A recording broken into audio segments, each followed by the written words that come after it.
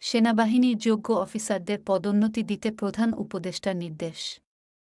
রাজনৈতিক মতাদর্শের ঊর্ধ্বে থেকে যোগ্য ও নেতৃত্ব প্রদানের সফল অফিসারদের পদোন্নতির জন্য নির্বাচন করতে নির্দেশ দিয়েছেন প্রধান উপদেষ্টা অধ্যাপক মোহাম্মদ ইউনূস। রবিবার ৬ অক্টোবর ঢাকা সেনানিবাসে সেনাসদর নির্বাচনী পর্ষদের আনুষ্ঠানিক উদ্বোধন করে তিনি বলেন, সৎ, নীতিবান এবং নেতৃত্বের অন্যান্য গুণাবলী সম্পন্ন অফিসারই উচ্চতর পদোন্নতির দাবিদার।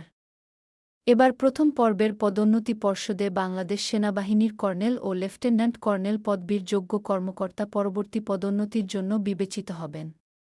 প্রধান উপদেষ্টা বলেন, দেশের ক্রান্তিলগ্নে সেনাবাহিনী দেশের মানুষের পাশে দাঁড়িয়ে একটি অন্তর্বর্তীকালীন সরকার গঠনের প্রক্রিয়াকে ত্বরান্বিত করেছে। পাশাপাশি দেশকে এক অস্থিতিশীল পরিস্থিতির হাত থেকে রক্ষা করেছে।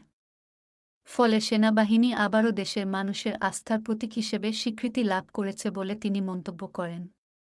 পদোন্নতি পর্ষদে প্রধান উপদেষ্টা ছাত্র জনতার বিপ্লবের সিক্ত নতুন বাংলাদেশের সকলকে স্বাগত জানান। এ সময় প্রধান উপদেষ্টা শ্রদ্ধাভরে স্মরণ করেন জুলাই-আগস্ট মাসে বৈষম্যবিরোধী ছাত্র আন্দোলনে নিহত সকলের প্রতি। একই সাথে মহান স্বাধীনতা যুদ্ধে অংশগ্রহণকারী সশস্ত্র বাহিনীর শহীদসহ সকল বীর সেনানীদের জাতি শ্রদ্ধাভরে স্মরণ করবে বলে তিনি আশা করেন। Desk report, BE news, Dhaka.